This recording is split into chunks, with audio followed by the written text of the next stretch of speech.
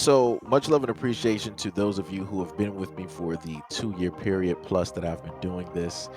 Thank you for showing your love and support to the channel. And to anybody else who is brand new to the platform and you would like to support the channel, also you can do it by way of Patreon, Anchor, the clothing store, and also the shoe shop that is listed in the comment description below. And again, thank you to any and all of you guys who have been here to support this channel during the 2+ year period. I wouldn't be able to do what I do every single day without you.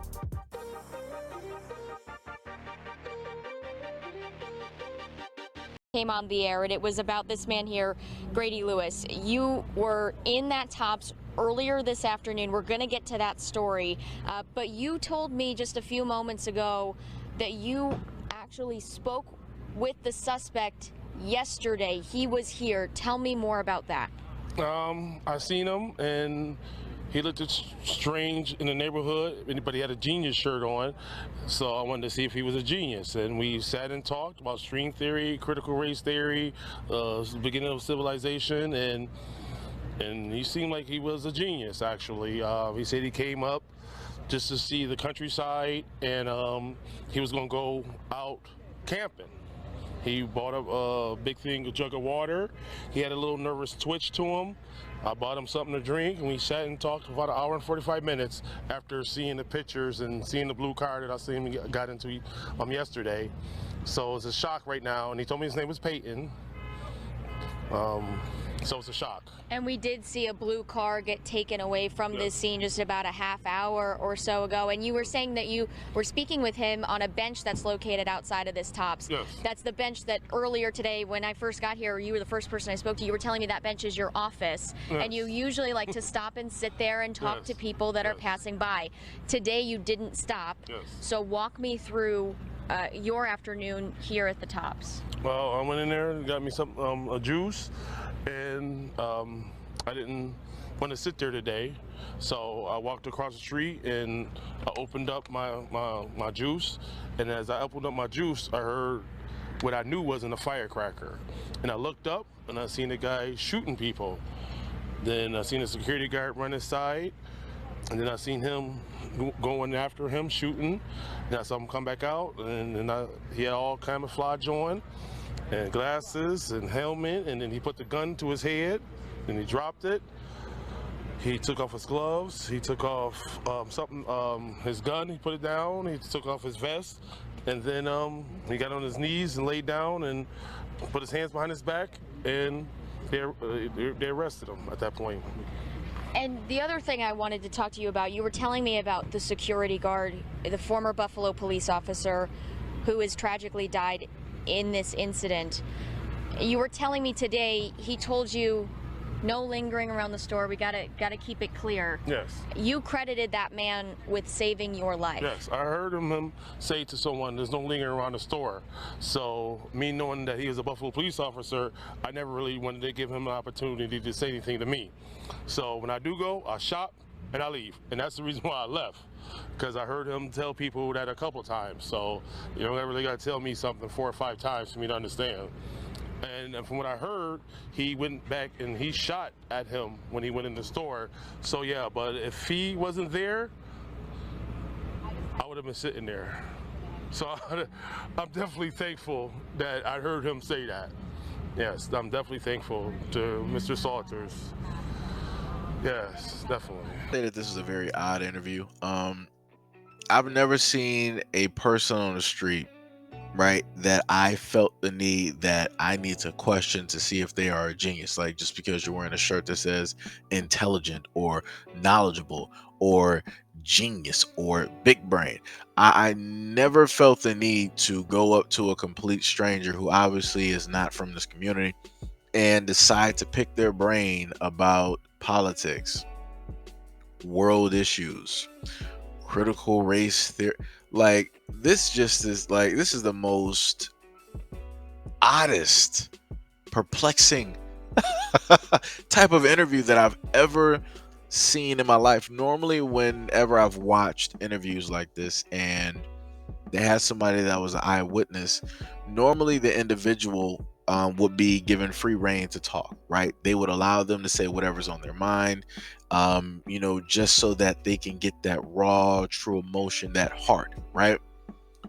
But in this interview, almost to an extent, it almost seems like the interviewer was talking more, right, in a sense, than the black man that she was interviewing. And at a time in the video, it seems like she was almost either trying to have him remember, she was leading him, um, or maybe a combination of the two, or maybe a third one that I can't think of at this moment in time. But it's very odd the way that, for me, right, how I'm looking at it, it's very odd the way that she is giving, in a sense, so much information, and then he's just there just to, in a sense, fill in the gaps, instead of allowing him just to talk and allowing the viewers to just observe, right, and digest, um every single thing that he is stating. Other information that they stated was that Peyton had made some threatening comments that brought police to his high school last spring, but he was never charged with a crime and had no further contact with law enforcement after his release from the hospital.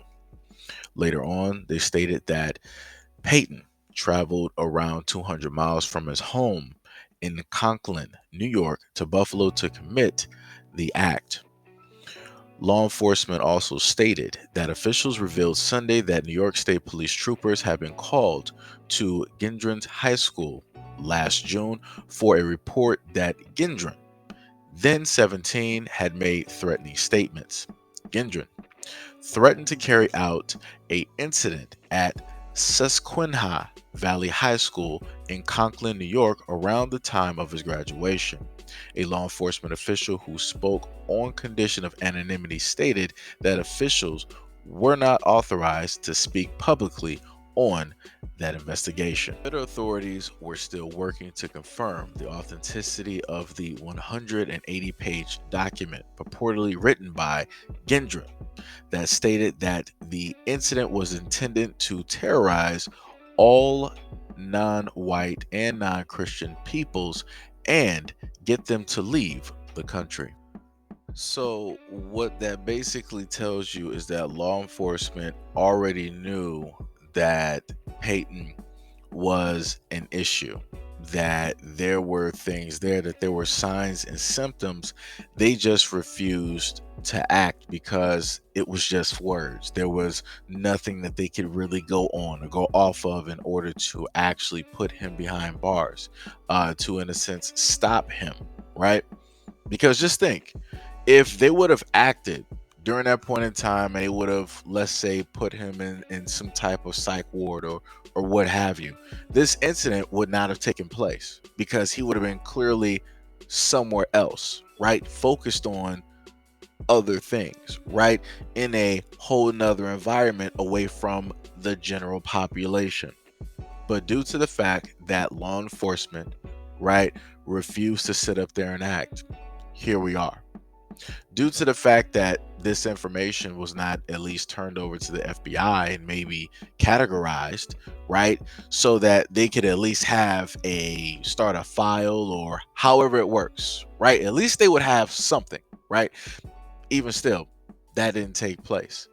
So this is when I tell the black community yet again that at no point in time can you depend on political officials. You can't depend on the government, nor can you depend on the police that are, that service, right, the area, right? The only one in a sense that was dependable was a retired police officer that was a security guard that was working at that store, right? And the other thing I want to mention about that is the fact that it's very interesting how I don't hear anybody talking about, any type of blue lives or thin blue line or support the men and women in the blue. It's amazing to me that I don't see this in abundance on social media, right? Because normally, whenever an officer, right, loses their life doing what it is that they signed up to do, that person's picture is all over social media. They're on Twitter, they're on IG, they're on YouTube, it's on Fox News, and so on and so on and so on. But that's not what I'm seeing. Now, maybe a lot of people, maybe just to give them the benefit of the doubt, right? Maybe they didn't know that he, used to be a cop, right? And that he was working security now. That could very well be possible. Or it could be just as possible that people do understand that he is a retired police officer working as a security guard in the community, right? And they also must know that more than likely this officer is black as well. So maybe it's just the fact that this officer, right, he doesn't have the right complexion for people to actually care, right? But my main thing to going back to black people is that you can't depend on the police in your community to, in a sense, realistically protect you the way that you should be protected, right? The only one who realistically did it is the one that was retired. And realistically, I would have wished, that a different event could have happened so that that elder could still be around, right? Versus him risking his life in his later years, still trying to do the right thing for people in the community. That wasn't his job to do. That a younger person should have been the one to, do that. That the elders should still be alive, thinking about taking a vacation. Like, hey, I'm about to retire from this. That's the last close call that I'm gonna have. Let me think about taking a cruise somewhere. Let me see how much I got in the bank. Let me take a trip to Hawaii. Let me go some places I've never gone before. Those should have been his thoughts.